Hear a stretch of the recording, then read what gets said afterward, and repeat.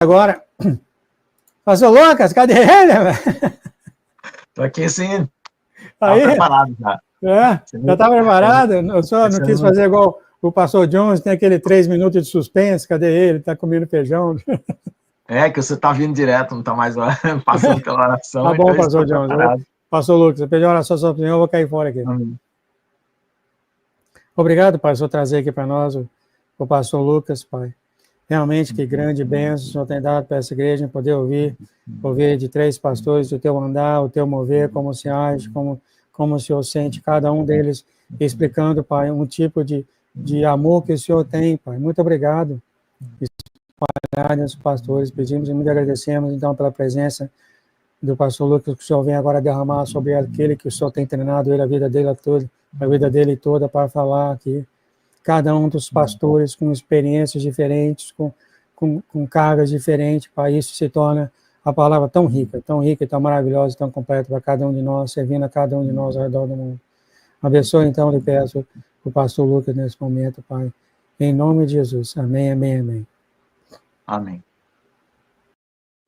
Paz, Senhor Jesus, irmãos, tudo bom? Como é que estão vocês? Estão bem?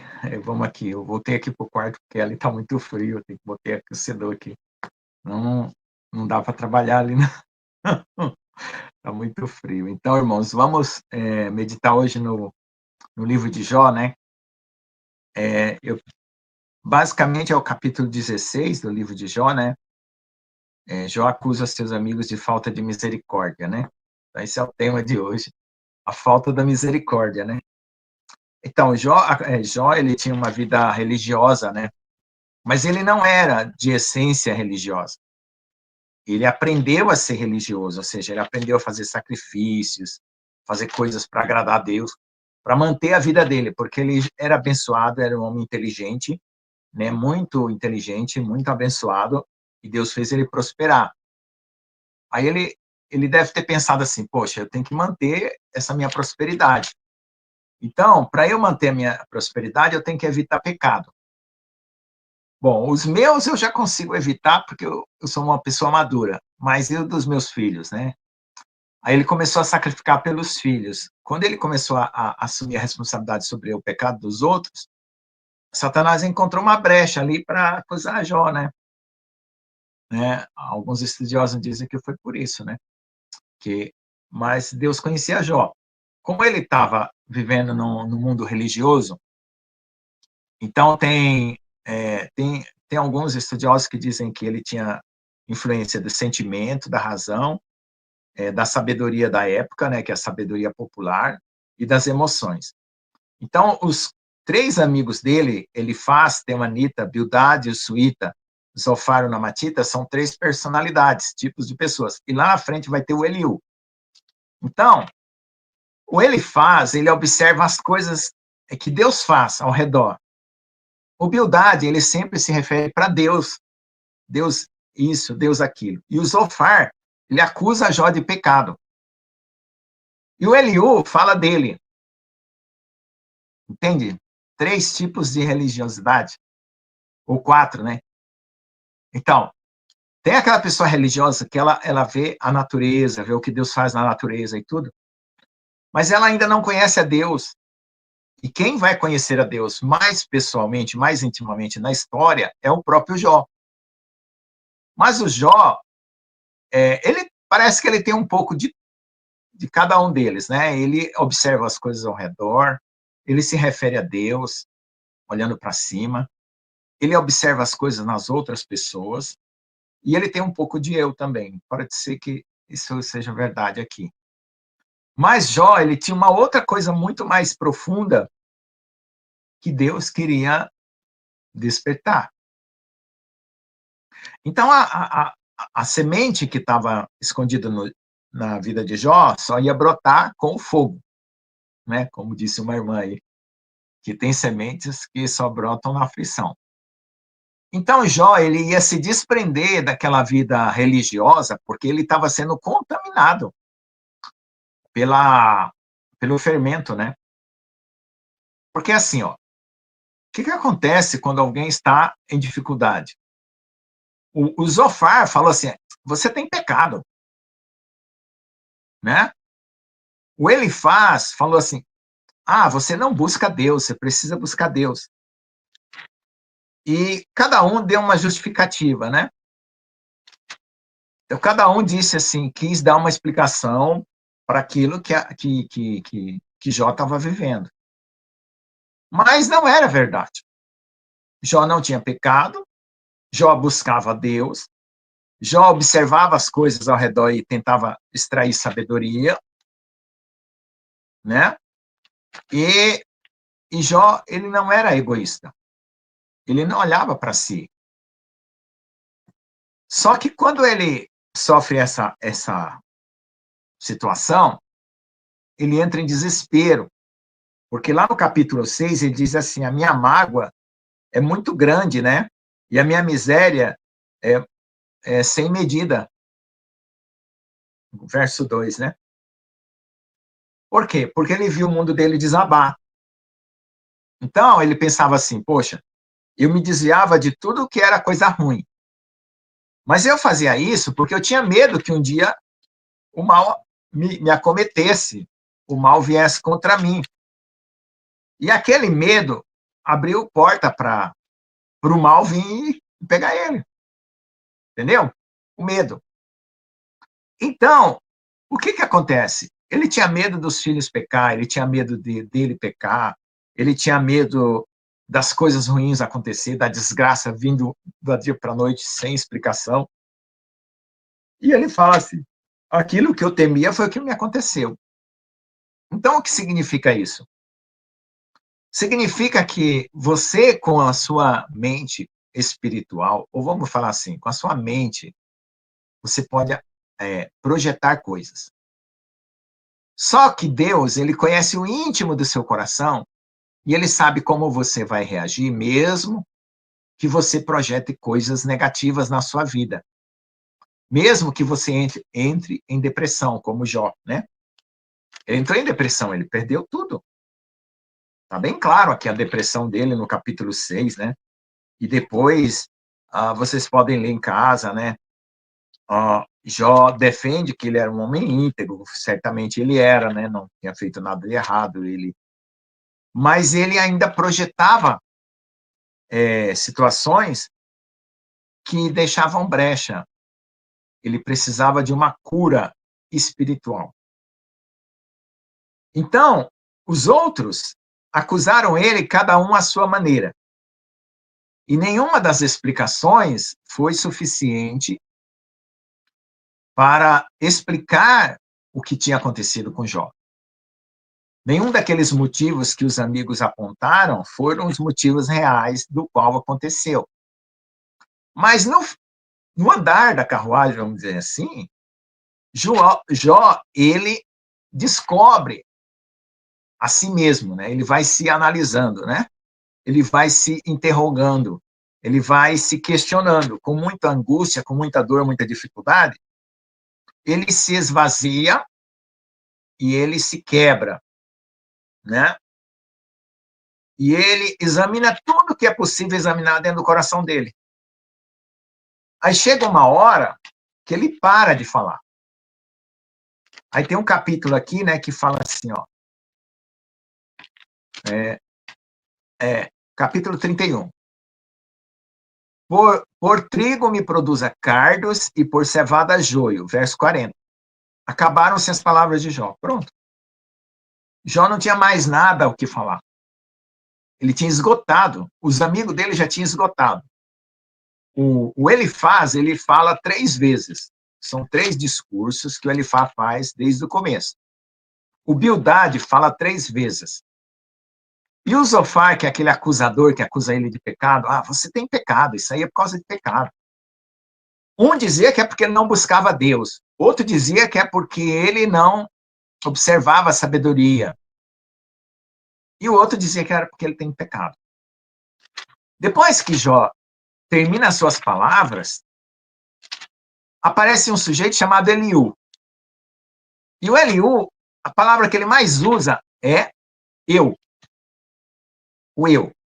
Ele era também um homem religioso, íntegro, vamos dizer assim, em certo sentido.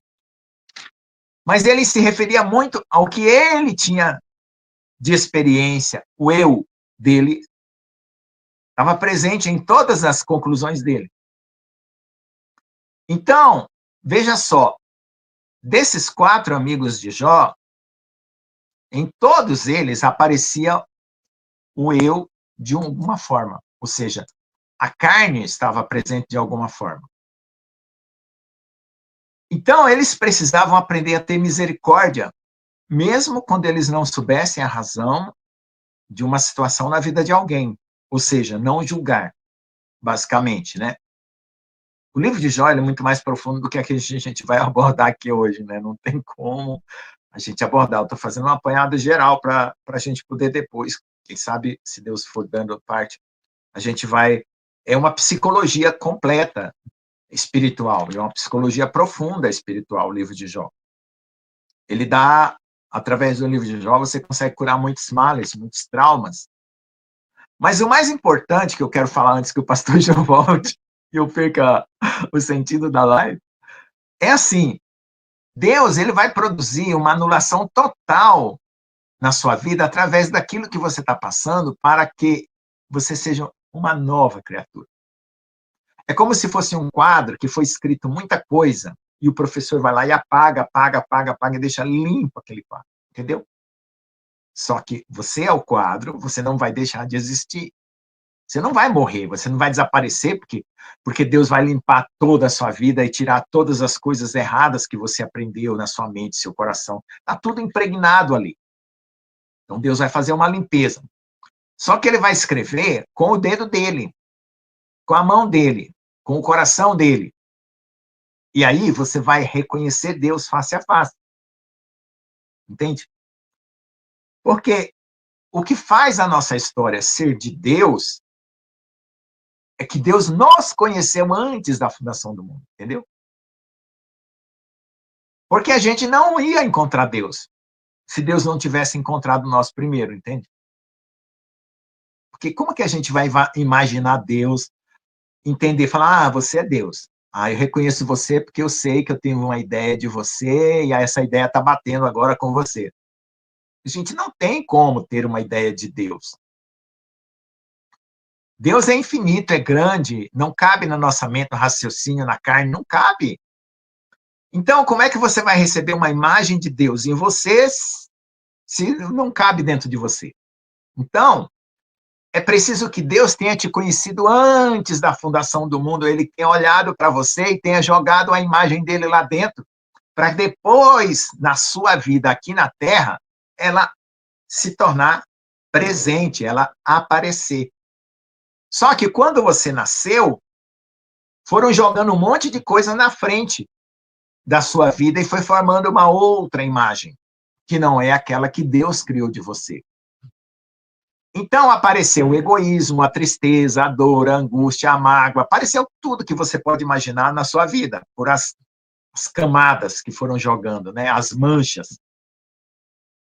E você, com aquela carga toda, não consegue jogar um solvente ali e limpar aquele quadro todo. Você não consegue. Mas Deus está permitindo que você passe uma situação para que você olhe através da fé que lá na frente a limpeza vai ser totalmente feita e você vai sair perfeito como Deus quer. Essa é a fé que você tem que crer. Eu comparo a fé que nem aquele pescador que joga um anzol lá no meio do lago e pesca o peixe e puxa, entendeu? Você tem que jogar o seu anzol lá na frente e pescar, que você vai ser transformado, que você vai ser mudado, entendeu? Porque entre o hoje e o dia de amanhã tem um monte de coisa na frente. Mas você confiando nisso, você vai atravessar o que está na sua frente.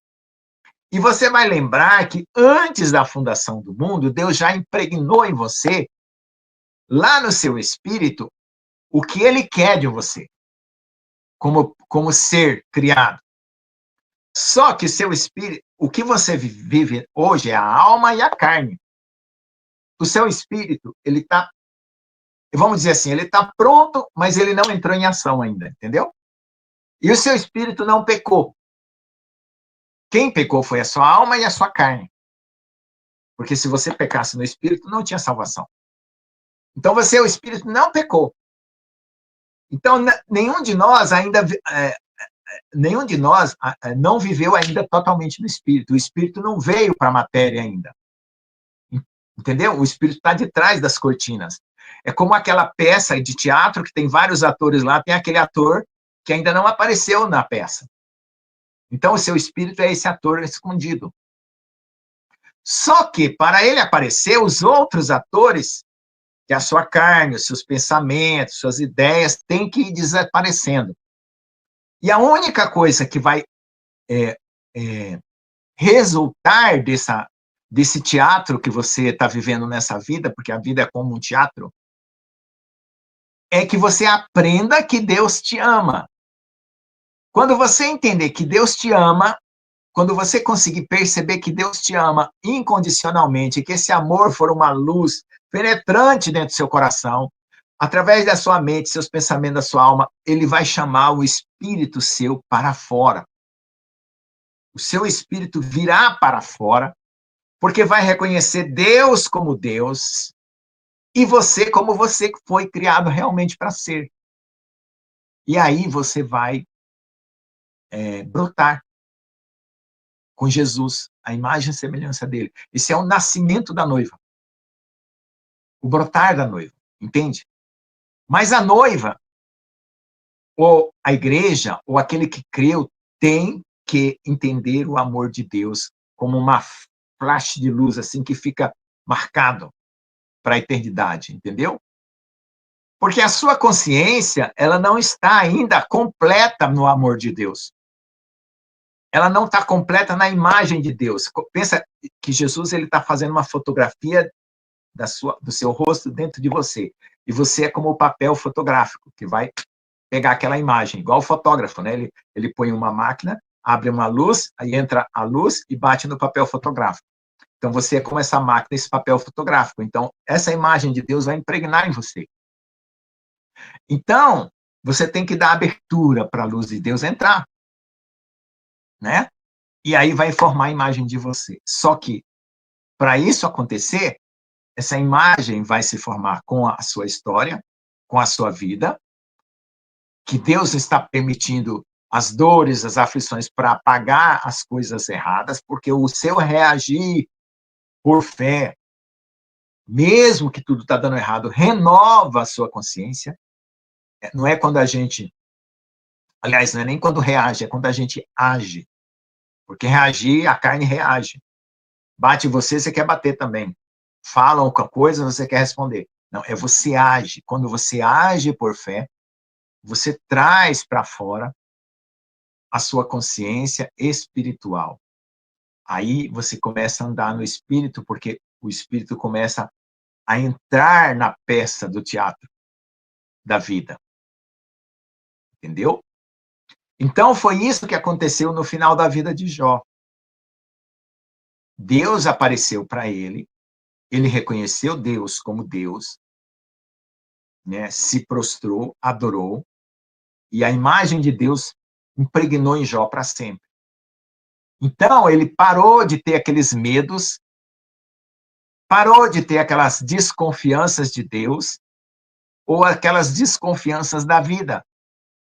Porque, às vezes, a pessoa confia em Deus, mas não confia nos acontecimentos da vida. Pensa que vai acontecer um acidente, uma morte, uma perda de um parente, uma dívida que não vai conseguir pagar, uma doença que não vai ser curada. Então, a gente está cheio dessas coisas na cabeça da gente. E isso é uma impregnação da carne e do inimigo para tentar tirar a nossa fé em Deus. E a nossa fé em Deus, ela é um reconhecimento de que Deus já nos conhece e que nós vamos conhecê-lo. Então, a gente vai, como se diz, a consciência, ela vai andar para trás para reconhecer que Deus já nos conhece e vai andar para frente porque você vai encontrar com Ele. Você não iria conseguir encontrar com Ele se Deus não tivesse encontrado com você lá atrás, porque Deus é infinito. Entende? Então, Deus sendo infinito, Ele teria que primeiro vir. Por isso que Ele fala assim, eu amei vocês primeiro, para que vocês me amem, porque a gente não tinha condição de produzir o amor para Deus. Ele teria que produzir primeiro o amor para nós, para que nós possamos devolver o amor para ele. O espelho, ele não produz a luz, ele devolve a luz que vem sobre ele. Então, nós somos uma imagem e semelhança de Deus. Então, nós devolvemos a luz de Deus para Deus. Entende? Então, a vida aqui é isso. Quando você for polido, limpado, todinho, você está com um espelho perfeito para refletir a imagem de Deus. Então, você precisa confiar no que você está passando, que Deus está, apesar de que para a sua mente, para o seu coração, está tudo errado, está tudo confuso, está tudo desesperador, Deus está apagando as coisas que não são de Deus. Então, não tenha medo de perder, porque só vai queimar a palha, só vai queimar aquilo que está tirando Deus de você. Então, não se desespere. Deus já te conheceu lá atrás e você vai conhecê-lo lá na frente. E esse processo é um processo de purificação, que é limpar as coisas erradas, para você encontrar Deus e vê-lo face a face. Como Paulo fala, né? A gente vê como se fosse uma sombra, depois nós veremos claramente. Não sabemos o que havemos de ser, mas seremos semelhante a ele, porque assim como ele é, nós o veremos. Então, esse é o processo dessa vida aqui na Terra. E esse é o processo da salvação e da santificação. Agora, quando Deus fala com você sobre qualquer pecado, sobre qualquer defeito que você tem, aceite, para que ele possa mudar você. Não se esconda no seu coração como se você fosse uma pessoa infalível. Quando alguém te apontar alguma coisa, ouça, mesmo que às vezes, como o Jó ouviu, de uma forma ríspida dos seus amigos. Mas mesmo sendo de uma forma ríspida, Deus tem um poder de transformar as palavras ríspidas em algo melhor para você ser transformado, curado. Então, seja humilde. Porque se alguém fala de uma forma ríspida para você e você devolve ríspido, você não está sendo humilde, você não está produzindo o fruto do Espírito. Você está devolvendo uma coisa ruim. Então, você tem que receber uma coisa ruim e devolver uma coisa boa. Porque Deus, ele nunca devolve uma coisa ruim para ninguém. Mesmo que a gente fale um monte de bobagem para Deus. Entendeu? Deus, ele pega o ruim, devolve o bom. Pega o ruim, devolve o bom. Então, você tem que fazer assim, para você ser semelhante a ele. Entendeu? Amém, amado. Amém? Então, falando demais, viu? Amém. Pastor, uma pergunta para o senhor. O Espírito que não pecou ainda, e o senhor falou do amor, o amor que Deus tem incondicionalmente para nós. O amor que é usado hoje em dia, às vezes a pessoa, um novo pode pensar, eu só tenho que amar a Deus, amar o próximo, estou salvo. É fácil assim? Ele pode até, é o fácil que eu estou falando, né? Será que eles estão nessa de, isso é muito fácil, então eu que vou trabalhar nisso, eu vou fazer isso, vou fazer aquilo, vou fazer isso, fazer aquilo. O senhor poderia explicar um pouco sobre esse amor tão usado pelo mundo que se tornou... Não, amar o próximo, lamento, mas você não vai conseguir, não. É Deus que vai fazer você amar porque ele vai te dar a capacidade. Porque, quando você tenta amar com suas próprias forças, você já vai ter interesse e não vai conseguir, porque quando ele pisar no seu calo mesmo, você não vai gostar. Então, veja só. Quando o amor que o mundo diz que você tem que amar, no final, não é um amor verdadeiro, é um amor de sentimento, que não custa nada, né? Você tem sentimento por ninguém. Ou um amor de barganha, que você faz para ganhar.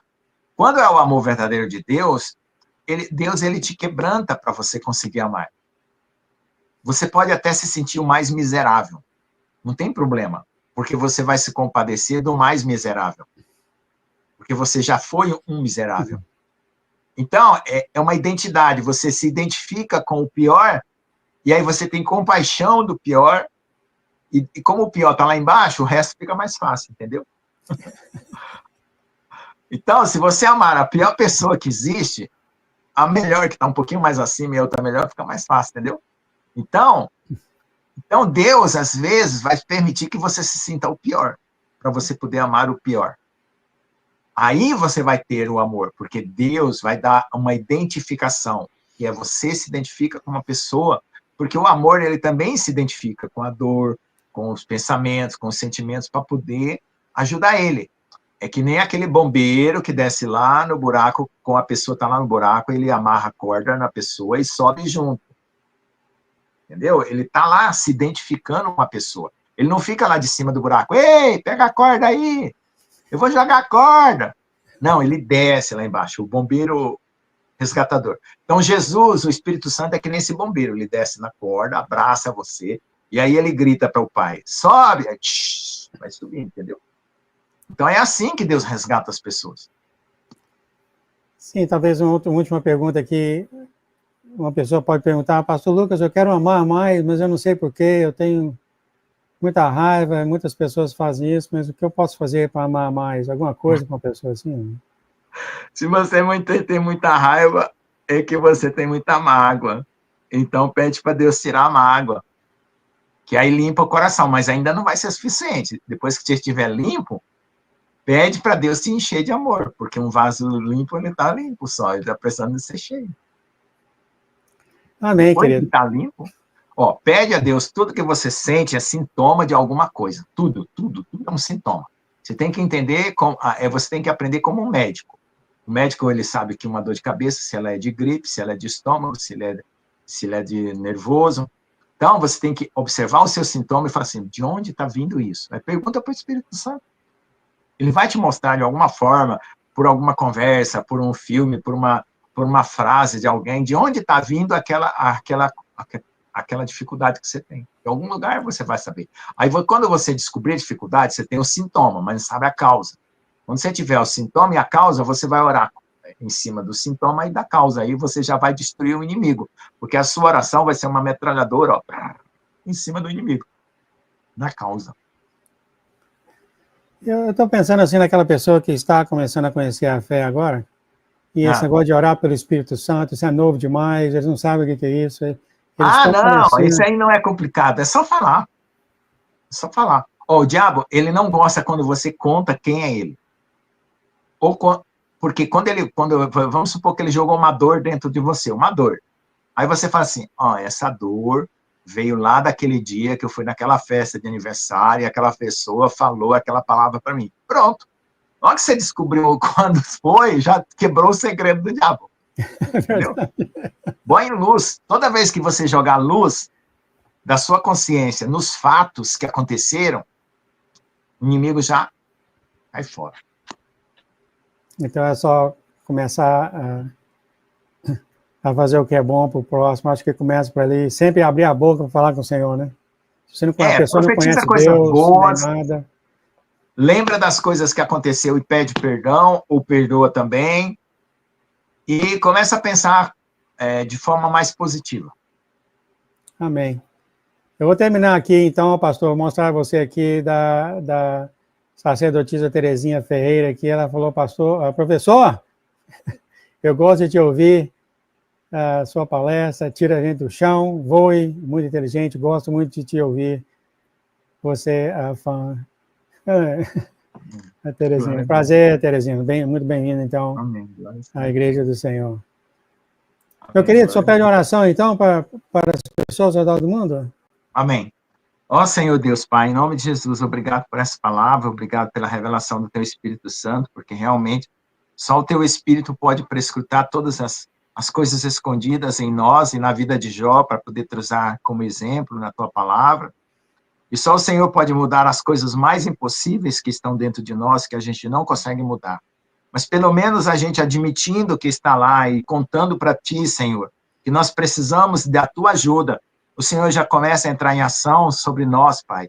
E nós queremos dar a Ti o direito de entrar, de fazer, Senhor. Nós queremos baixar nossa guarda, baixar nossa mão, baixar qualquer resistência, para dar lugar a Ti, Senhor, fazer aquela obra infinita, maravilhosa, poderosa, de nos identificar contigo, Senhor, com a mesma identidade que o Senhor já projetou para nós, quando o Senhor nos conheceu antes da fundação do mundo, quando se elaborou para nós como nós haveríamos de ser na presença tua.